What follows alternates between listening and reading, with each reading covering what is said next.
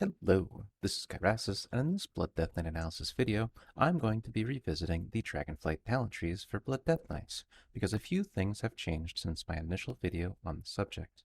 First, we have some modeling data available to give us a better idea of what will be going on with these talents. Second, several individual talents have been updated or changed. And third, the general Death Knight talent tree has been restructured. While these talent trees will keep receiving changes throughout alpha and beta, there is not going to be much value in talking about every single change individually, so I'm mainly going to be focusing on only the most important takeaways. With that in mind, we are going to talk about the resource and rotation implications of the current talent trees, the main implications of the updated General Death Knight talent tree, along with an overview of how the current Death Knight talent tree works out in practice, and the far-reaching implications of the recent Everlasting Bond buff, along with the current Blood talent tree build implications.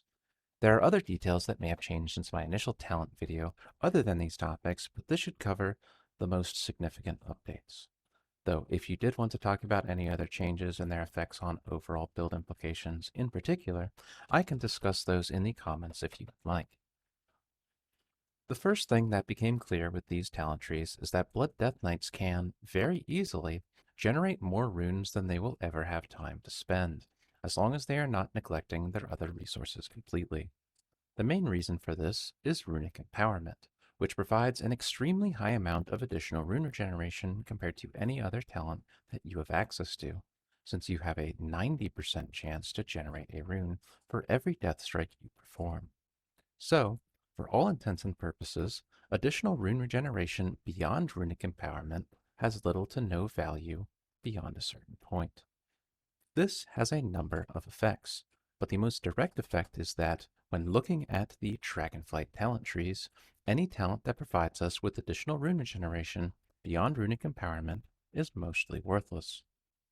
In particular, Horn of Winter, Empowered Rune Weapon, Blood Tap, Rune Tap, and Relish in Blood are affected by this rune situation. If the generated runes are not being utilized, Horn of Winter becomes an empty global cooldown that only generates 25 runic power every 45 seconds, in place of a Heart Strike that we could otherwise use that would deal damage and generate at least 15 runic power. So, all of a sudden, Horn of Winter doesn't look very impressive for a late tier talent point given the situation.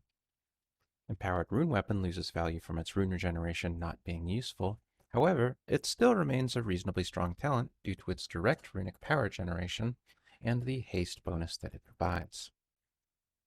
Blood Tap becomes basically worthless since it does nothing other than generate runes, which is a shame since, like Horn of Winter, this would normally have been a pretty decent talent if they gave it to us during a previous patch.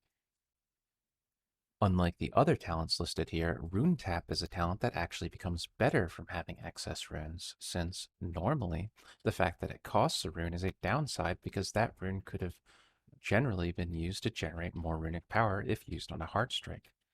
However, if we are not going to spend that rune anyway, the rune cost is no longer a downside, and if anything, it now generates 10 runic power off the global cooldown that we otherwise would not have been able to generate. You may be wondering why I am listing Relish in Blood here as well, because it does not directly have anything to do with rune regeneration. But, with enough runes, we could just as easily cancel our Crimson Scourge buff to generate 10 runic power with Death and Decay, anyway, which won't matter if we can't otherwise spend the rune that we would save with Crimson Scourge. And this directly leads us on to our next topic. If we do not have time to spend all of our rune regeneration on Heart Strikes, there are potentially two methods we could use to spend these runes without additional cast time and still get some value out of them. The first is by canceling our Crimson Scourge buff, which normally removes the rune cost of Death and Decay, along with the 10 runic power gain associated with spending that rune.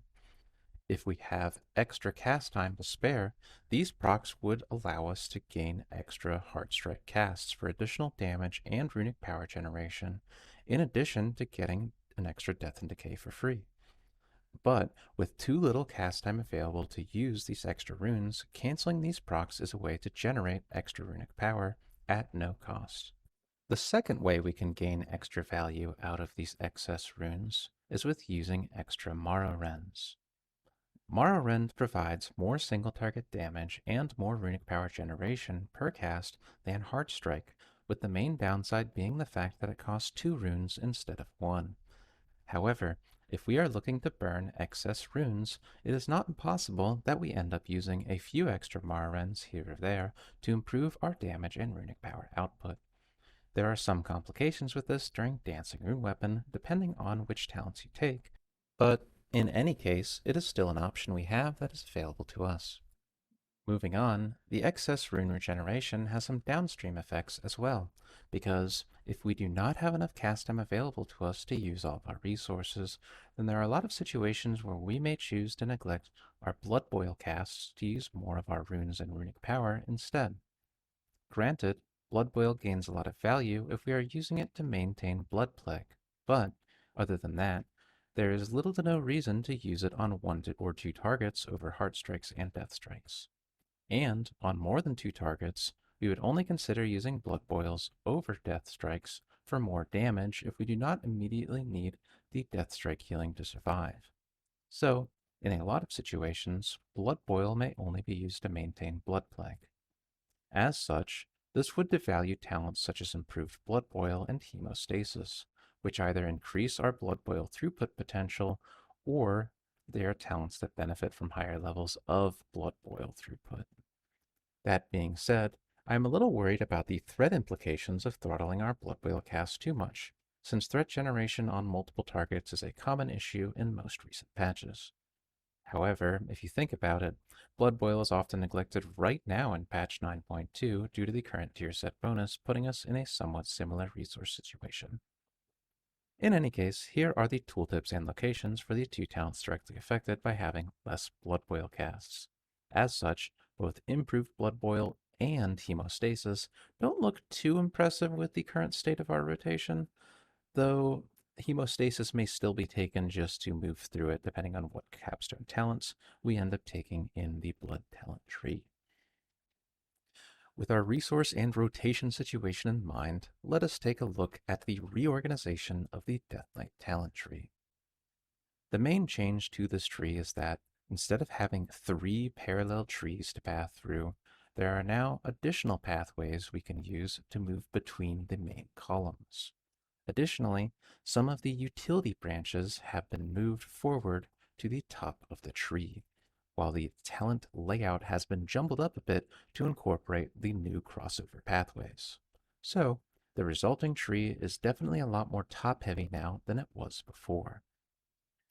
All in all, the main consequences of this change are that Wraith Walk, Death's Echo, Rune Mastery, and Soul Reaper are now in a lot more accessible locations than they were in before. And, as a result, it is much easier to make competitive talent builds while using these talents. Wraithwalk being a useful movement speed ability in some raid encounters, Death's Echo providing good situational death grip utility, Rune Mastery looking like an okay strength increasing talent, and Soul Reaper being a very powerful single target damage talent. Beyond these talents being more accessible, there are not any obvious downsides with the restructuring. This is particularly good news for Blood Death Knights in raids, since most of the talents that are now more accessible were more useful in raid than in Mythic Plus in the first place. As a whole, our general Death Knight talent tree build looks mostly the same for all content types. We move through the middle portions of the Frost and Unholy branches for general pathing. We have some utility customization options in the mid to lower portion of the tree, and we can choose what combination of upper tier talents we want to use based on the content type we are doing. That being said, the capstones have very obvious strengths and weaknesses, where it is straightforward to select what combination you will want to use depending on the content you are doing. You know when double grips will be useful. Soul Reaper is very much a single target talent. Abomination Limb is very much an AoE talent with additional grip utility, and Empower Rune Weapon is a very well-rounded talent that also includes some mitigation benefits. So, Other than a few underwhelming talents sprinkled throughout the tree, the general usability of this general Death Knight talent tree looks pretty good in my opinion. Finally, that leads me to my next topic, which is Everlasting Bond. And while I do not want to talk about every individual talent change in this video, this one has big enough implications that it is worth talking about specifically.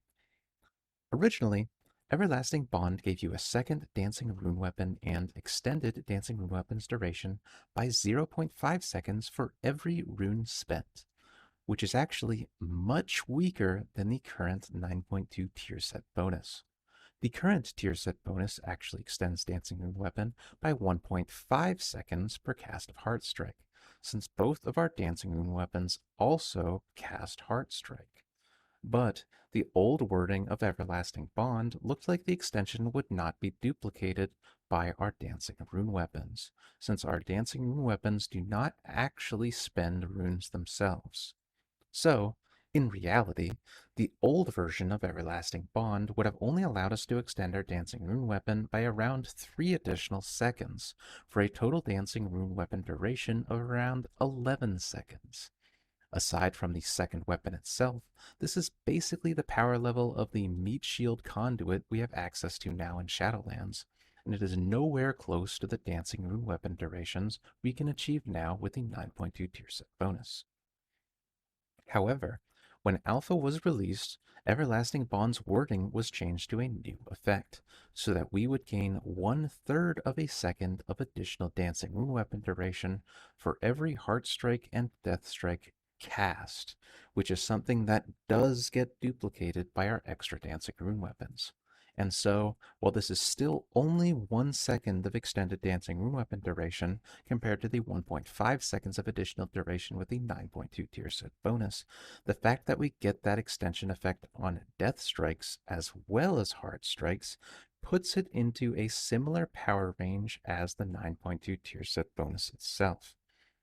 That being said, our potential secondary stats from gear in patch 10.0 will be similar to what we saw at the start of Shadowlands in patch 9.0. So, for largely that reason, we will not be seeing Dancing Rune weapon durations as high as we do now, at least not at the start of Dragonflight. But Dancing Rune weapon durations of at least 30 seconds long would not be unreasonable with a decent amount of haste and proper play. This might not be as long as we can get Dancing Rune weapon durations right now, but it is still a very significant duration increase for taking a 1-point talent. So, not only does this make Everlasting Bond an extremely valuable talent point in the talent tree, but similar to what we saw with the 9.2 tier set bonus, it changes how we value different talents and items, which is why I decided to make it one of the main topics of this video. In short, talents that are associated with abilities being duplicated by Dancing Rune Weapon become stronger, since the Dancing Rune Weapons themselves become a significant source of our damage. Furthermore, any haste bonuses will allow us to more easily extend Dancing Rune Weapons even more. On the flip side, talents that reduce our Heartstrike or Deathstrike throughput are penalized, since these will now cause us to potentially lose Dancing Rune Weapon uptime or force us to use such talents ineffectively. So, I have highlighted a number of talents that benefit from Everlasting Bond in green, along with a number of talents that get worse with Everlasting Bond in red. Runic Empowerment allows you to fill your rotation up entirely with Heartstrikes and Deathstrikes, allowing for longer Dancing Rune Weapon durations. Empower Rune Weapon allows a strong haste bonus that can boost the duration of your Dancing Rune Weapon windows when it is used at the same time. Soul Reaper, Blood Drinker, and Bone Storm directly compete with cast time that could otherwise be spent on Heartstrike and Deathstrike casts, so all three of these talents lose some value. Though Blood Drinker is by far the biggest victim of the three since it requires more cast time and has a much lower cooldown. Improved Bone Shield is a simple haste bonus that is always active, which is nice for dancing weapon durations for obvious reasons. Improved Heartstrike greatly benefits from the higher proportion of your damage coming from Heartstrike, and Tombstone increases your dancing rune weapon throughput, though this time around there appears to be more emphasis in not using Tombstone during the Dancing Rune Weapon buff duration, since it is going to more significantly lower our Dancing Rune Weapon durations when used during Dancing Rune Weapon. Most of these changes do not affect our final decision making too much, but the most significant effect is that Blood Drinker goes from being a very strong single target talent to a significantly weaker talent, which makes the Ossuary branch look weaker overall. The Ossuary branch of the talent tree was looking like an obvious pick in a world without Everlasting Bond, but with the recently buffed version, it becomes more likely that we move our mid-tree talents around to other places, depending on what we are trying to do. Though there's also a good chance that we still just take Ossuary anyway, because it is just a really good talent. And yes, in a world where Everlasting Bond is a strong talent, that likely also means that we are due for another patch where haste may be a dominant secondary stat. While haste has been a popular stat since Legion, it has generally been overrated to some extent throughout Battle for Azeroth and before patch 9.2 in Shadowlands. But at least right now and potentially into patch 10.0, haste will remain a strong secondary stat due to the 9.2 tier set bonus and Everlasting Bond, which is largely based off the 9.2 tier set bonus. In any case, I am a little worried about Everlasting Bond in its current form. Due to the amount of resource regeneration we now have with these 10.0 talents, we have the ability to cast nothing but Heart Strikes and Death Strikes in our rotation. And this is especially true during Dancing Rune Weapon, when our Heart Strikes are generating at least 25 runic power per cast. And while we normally have reasons to use Blood Boil and Death and Decay in our rotation with these current talents, even if we are being a little neglectful of Blood Boil, it is very possible that we will not want to cast these abilities at all when Dancing Rune Weapon is active due to how much Dancing Rune Weapon uptime we would lose as a result. Not only does this have the potential to create major AoE threat problems for Blood Death Knights down the line, but it also just feels wrong in some capacity to be ignoring our AoE abilities in AoE situations. But these are just my subjective opinions, and maybe it is just me. As for the Blood talent tree as a whole, the situation has not changed too much with the talent updates and new information. You have core talents that are relatively concentrated near the center of the tree. You have the choice of an additional late tier capstone to go with Everlasting Bond, and you have some extra talent points to spend in the middle of the tree, which are influenced by your selection of a second capstone branch. For your second capstone branch selection, the Vampiric Blood talents look like a safe bet, since it is looking like we can achieve a sub 30-second Vampiric Blood cooldown, and with a 14-second Vampiric Blood duration and the ability for Vampiric Blood to do potentially a high amount of damage once Unquenchable Thirst is implemented onto the alpha, this looks pretty strong. Purgatory is still an option in case a cheat death effect becomes valuable, depending on the content we are doing, but the current talent tree makes it more expensive to take Purgatory than it is right now in patch 9.2. As for the Bone Storm Capstone branch, it continues to suffer from many of the same problems it has had for the last two expansions, in that it is hard to justify over the alternatives for any content that is even remotely challenging. There's nothing wrong with having some glass cannon talent options in the tree, even for a tank specialization, but all three of the other capstone branches provide a significant survivability benefit, while the Dancing Rune Weapon and Vampiric Blood branches, in particular, are also providing a good amount of damage along with their defensive benefits. So, the Bone Storm branch is definitely a hard sell right now. The middle tree pathing options almost have the opposite problem as the late tier talents, where none of the branching options feel particularly meaningful or distinct. We can either grab Blood Drinker and Ossuary to beef up our single target damage and survivability. We can grab Heartbreaker in place of Hemostasis for an alternative way to path to the Vampiric Blood capstones, or we can sprinkle the remaining talent points around in some combination of Reinforced Bones, Rune Tap, or Improved Heart Strike to increase our effective health or our damage output at low to medium target counts. After looking at the data, my money is still on Blood Drinker and Ossuary, but our core talents are so centralized that it definitely feels restrictive to fill out the side branches of this tree. In conclusion, we talked about the resource and rotation situation faced by Blood Death Knights with the current 10.0 Dragonflight talents. We talked about the general implications of the Death Knight talent tree reorganization, along with the current state of the general Death Knight talent tree. And we talked about the implications of the buffed Everlasting Bond talent, along with the current build implications associated with the Blood talent tree. If you would like to make it easier for other Blood Death Knights to find this content, feel free to like this video and subscribe to the channel. If you have any questions, if there are any additional topics you'd like to see in the future, or if you have any opinions of your own about the Dragonflight talents, leave a comment below. I can be contacted through Discord, and my information can be found in the video description below. In the meantime, good luck and have fun.